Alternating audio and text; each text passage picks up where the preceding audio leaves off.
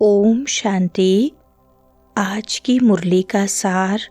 मीठे बच्चे, जब तक जीना है बाप को याद करना है। याद से ही आयु बढ़ेगी। पढ़ाई का तंत्र ही है याद। प्रश्न है, तुम बच्चों का अतीन्द्रिय सुख गाया हुआ है, क्यों? उत्तर है, क्योंकि तुम सदा ही बाबा की याद में खुशियाँ मनाते हो। अभी तुम्हारी सदा ही क्रिसमस है। तुम्हें भगवान पढ़ाते हैं, इससे बड़ी खुशी और क्या होगी। यह रोज की खुशी है, इसलिए तुम्हारा ही अतीन्द्रिय सुख गाया हुआ है। सुनते हैं मुख्य पॉइंट्स। पहली पॉइंट, रूहानी बाप रूहानी बच्चों को ज्ञान का तीसरा नेत्र देते हैं, जो उनके सिवाय कोई नहीं दे सकता। भक्ति मार्ग वास्तव में अंधियारा मार्ग है, जिसमें मनुष्य रात के अंधेरे में धक्के खाते हैं।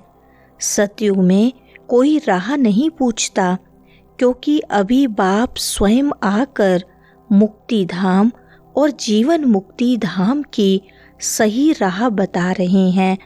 बच्चे पुरुषार्थ कर रहे हैं और जानते हैं कि अब थोड़ा ही समय बाकी है। दुनिया बदलने वाली है, परंतु मनुष्य बेचारे जानते नहीं हैं कि दुनिया कब बदलनी है, कैसे बदलनी है, कौन बदलाते हैं, क्योंकि तीसरा नेत्र तो ज्ञान का है नहीं। दूसरी पॉइंट, बच्चों को मिले ज्ञान के तीसरे नेत्र से ही वे सृष्टि चक्र के रहस्य को जान गए हैं।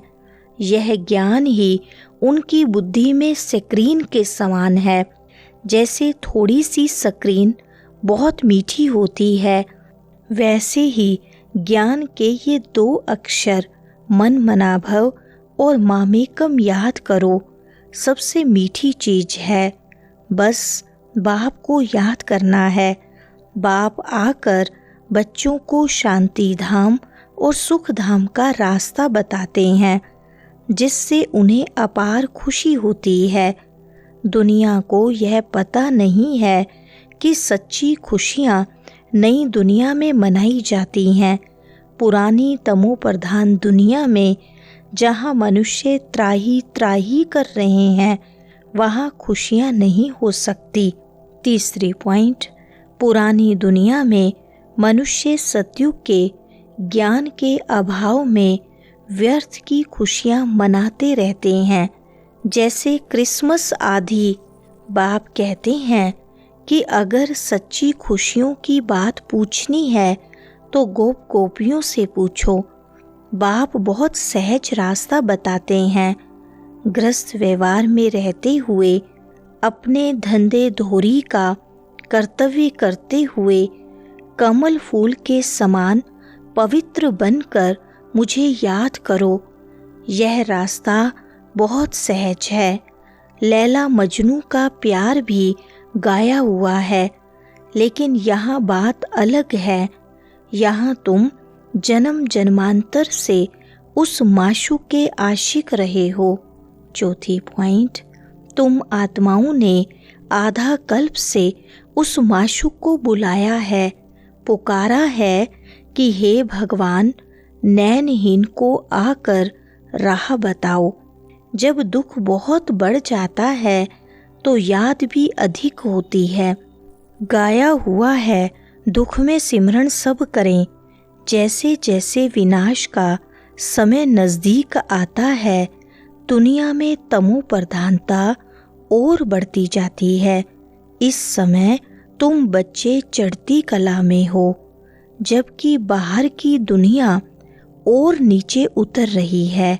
इस समय जहाँ बाप सर्वशक्तिमान है, वहीं माया भी सर्वशक्तिमान होकर अपनी तमो प्रधानता को बढ़ाती जाती है। इसलिए माया का वार भी जबरदस्त होता है। 5वीं पॉइंट, तुम बच्चे इस समय ब्रह्मा मुख वंशावली ब्राह्मण कुल भूषण हो।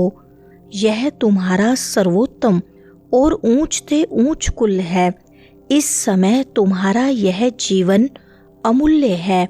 5 विकारों के कारण शरीर की आयु तो कम होती जाती है, लेकिन बाप कहते हैं कि 5 विकारों को छोड़कर योग में रहो तो आयु बढ़ती रहेगी। भविष्य में तुम्हारी आयु 150 वर्ष की होगी। इसलिए बाप कहते हैं कि इस शरीर की भी अच्छी तरह संभाल करनी चाहिए। जब तक जीना है बाबा को याद करना है। आत्मा बाबा को याद करती है, क्यों? वर्षे के लिए। 6 पॉइंट, बाप कहते हैं कि अपने को आत्मा समझकर बाप को याद करो और दैवी गुण धारण करो तो तुम भविष्य में देवता बन जाएंगे।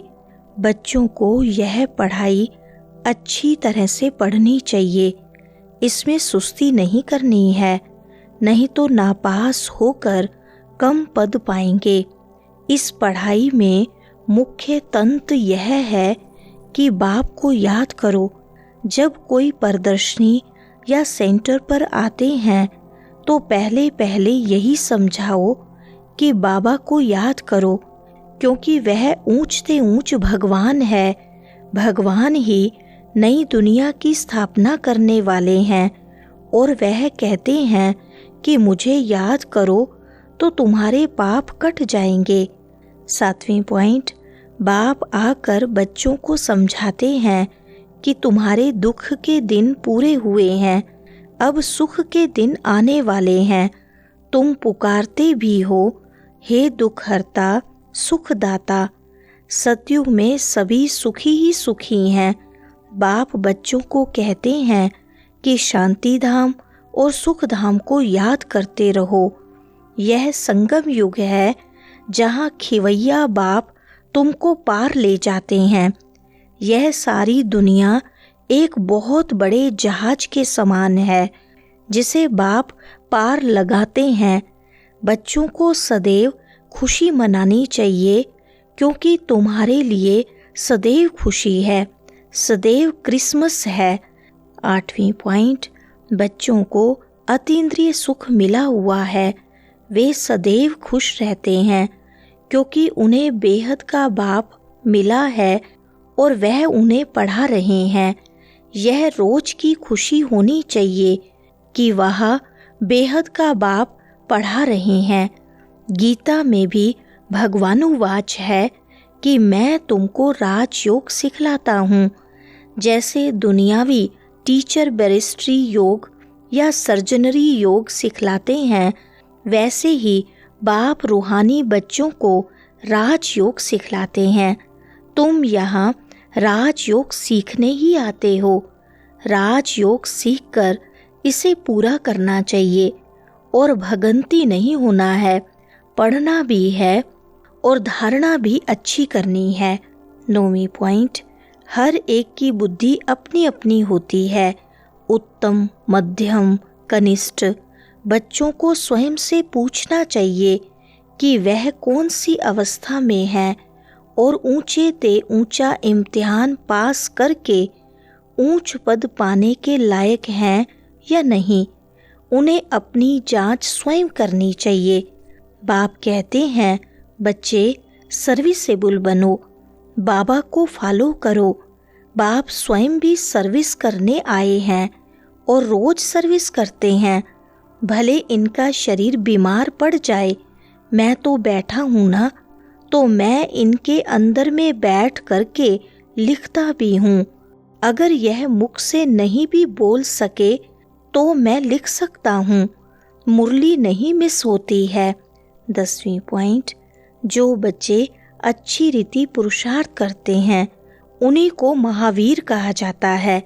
महावीर वही हैं जो बाबा के डायरेक्शन पर चलते हैं। जब भी किससे बात करो तो यही समझो कि हम आत्मा हैं, अपने भाई से बात करते हैं।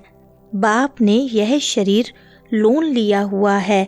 हर एक आत्मा अकाल मूर्त है, अविनाशी है, जो छोटी बड़ी नहीं होती, सिर्फ शरीर छोटा बड़ा होता है। हर आत्मा का तख्त यह भ्रुकुटी है, जिसे अकाल तख्त कहा गया है।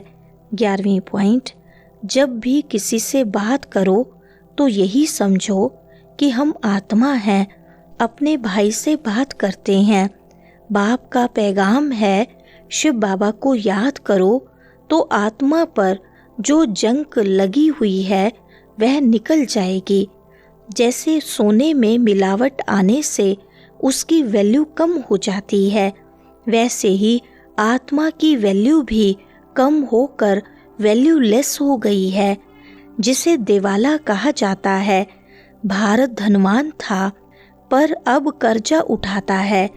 विनाश में सबका पैसा खत्म हो जाएगा, लेकिन जो अविनाशी ज्ञान रत्न लेने वाले हैं वे आकर अपना भविष्य का भाग्य लेंगे। वरदान है, श्रेष्ठता के आधार पर समीपता द्वारा कल्प की श्रेष्ठ प्रारब्ध बनाने वाले विशेष पाठधारी भव। विस्तार है, इस मर्जीवा जीवन में श्रेष्ठता का आधार 2 बातें हैं, सदा परोपकारी रहना, बाल ब्रह्मचारी रहना। जो बच्चे इन दोनों बातों में आदि से अंत तक अखंड रहे हैं, किसी भी प्रकार की पवित्रता अर्थात स्वच्छता बार बार खंडित नहीं हुई है, तथा विश्व के प्रति और ब्राह्मण परिवार के प्रति जो सदा उपकारी हैं, ऐसे विशेष पाठधारी बाप दादा के सदा समीप रहते हैं और उनकी प्रारब्ध सारे कल्प के लिए श्रेष्ठ बन जाती है। स्लोगन है, संकल्प व्यर्थ हैं तो दूसरे सब खजाने भी व्यर्थ हो जाते हैं। अच्छा, ओम शांति।